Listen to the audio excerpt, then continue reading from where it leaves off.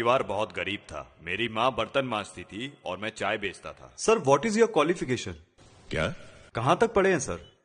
सब कुछ मिला के यही कोई MA BA तक किया है। सर, मैं देश की जनता को आपकी क्वालिफिकेशन के बारे में बताना चाहता हूँ। ये आपका इंटरव्यू है सर। घर बार छोड़ के चला गया था at the age of 17।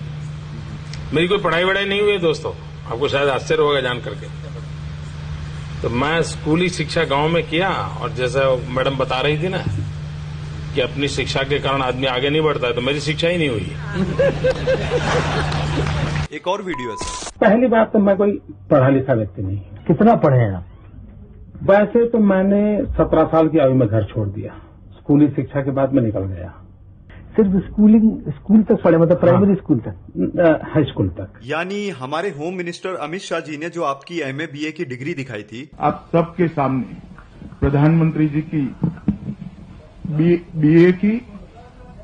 BA की और MA की दोनों डिग्रियां सार्वजनिक करना चाहता हूं। तो जब आपने हाई स्कूल के बाद पढ़ाई नहीं करी तो ये MA BA की डिग्री कहाँ से आई सर? अरे बाप रे, ये तो धोती खोल रहा है। ये याद है सर? हाँ, देखा है कहीं। ये आपका इलेक्शन मैनिफेस्टो है सर। ओ हाँ, याद आया, मैंने ही तो छपवाया था उसे। हम देश में जातिवाद और करप्शन खत्म करेंगे, समाज में एकता और कानून लाएंगे, हर साल 2 करोड़ रोजगार देंगे, हवाई चप्पल पहनने वाले प्लेन में सफर करेंगे, गरीबी हटाएंगे, अच्छे दिन लाएंगे। वो गरीबी हटाएंगे की जगह गरीबों को हटा देंगे छप गया था, मैंने उसे ठीक करवाया था, मुझे याद है। आप कहते हैं कि कानून और डेमोक्रेसी बचाएंगे, लेकिन उस डेमोक्रेसी का अंतिम संस्कार करने वाले ही आप हैं। करप्शन को बढ़ावा देने वाले भी आप हैं। ऐसी बातें करके तुम बीजेपी को हराना चाहते हो क्या? मैं सिर्फ चाहता हूं कि जनता को पता चले कि सच्चाई क्या है। ये देखिए। बात यहाँ किसी एक इंसिडेंट की नहीं है, बल्कि ढेर सारे ऐसे इंसिडेंट्स की है जो एक के बाद एक होए जा रहे हैं पिछले कुछ महीनों से, पिछले कुछ सालों से। वो सारे इंसिडेंट्स जो सिर्फ एक चीज की ओर इशारा करते हैं कि हमारा देश वन नेशन वन पार्टी की ओर आगे बढ़ रहा है। मीडिया से ऑपोजिशन की आवाज को पूरी तरीके से खत्म कर देना, MLAs की हॉर्स ट्रेडिंग, इलेक्टेड सरकारों से पावर छीन लेना नए कानून बनाकर, इन्वेस्टिगेटिव एजेंसीज का वेपनाइजेशन, ED CBI का प्रेशर बनाकर ऑपोजिशन पॉलिटिशियंस को जेल भेज देना, स्टेट गवर्नमेंट्स की वर्किंग में इंटरफेयर करना गवर्नर्स का इस्तेमाल करके, स्टेट गवर्नमेंट से फंड्स को ही विदहोल्ड कर लेना, जनता से प्रोटेस्ट करने का अधिकार ही छीन लेना, और अगर कोई प्रोटेस्ट करे तो उनका टीयर गैस और रबर बुलेट से स्वागत करना, इलेक्टोरल बॉन्ड्स का इस्तेमाल करना अपनी सारी फंडिंग छुपाने के लिए, और अगर कोई ऑपोजिशन का कैंडिडेट इलेक्शन जीत भी जाए तो सीधा सीधा इलेक्शन फ्रॉड करके खुद को जिता लेना। 2 महीने तक मणिपुर जलकर राख हो गया क्योंकि आप चुप रहे। आज इस देश का हिंदू मुसलमान आपस में ही लड़ रहा है आपकी वजह से। आपने कम्युनल डिस्क्रिमिनेशन पर कोई कार्रवाई नहीं करी क्योंकि आप धर्म के बगैर इलेक्शन नहीं जीत सकते, है ना? क्या पकड़ा है? इस वीडियो में बीजेपी का नाम खराब करके वीडियो वायरल करने के लिए बेबुनियादी बातें कर रहे हो तुम। नो सर, आम जनता खुद परेशान है आपसे। मोदी जी, ये चुंगरिंग मेरे तरफ से मैसेज देना चाहता हूँ।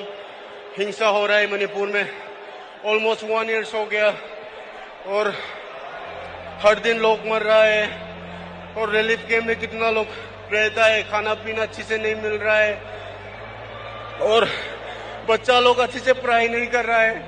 हम लोग फ्यूचर के लिए बहुत परेशान है मणिपुर।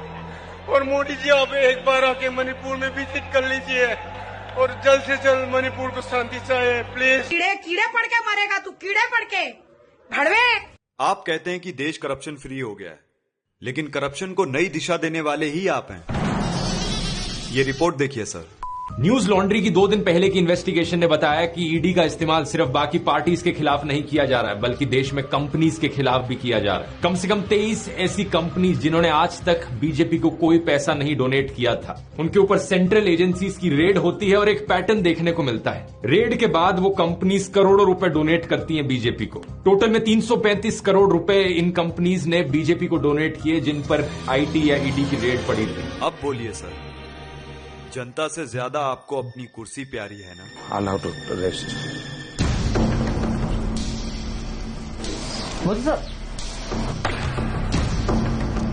बोलिए सर। बोलना बुढ़े, बोलती क्यों बंद हो गई? कैमरा बंद कर। ईडी की रेड करवा दूंगा। अमित शाह, देशद्रोहियों बंद करो, ये बंद करो। अबे चप्पल नीचे कर, ये असेंबली नहीं है। अरे इनको बोलो ना, ये लोग क्यों नहीं बंद कर रहे? बेवकूफ, ये लाइव टेलीकास्ट से लाइव क्रिकेट मैच की तरह सारे देश की जनता देख रही है। चप्पल नीचे कर। माइक पकड़कर जनता के सामने तुम मुझसे कुछ भी सवाल पूछोगे और मैं तुम्हें इसका जवाब दूंगा। क्यों? जवाब देना आपकी ड्यूटी है सर, इसलिए देश की जनता ने आपको चुना है। मोदी जी, बहुत हो गया इंटरव्यू, देश की सेवा करने चले। अच्छा तो इंटरव्यू खत्म ना। जय श्री राम।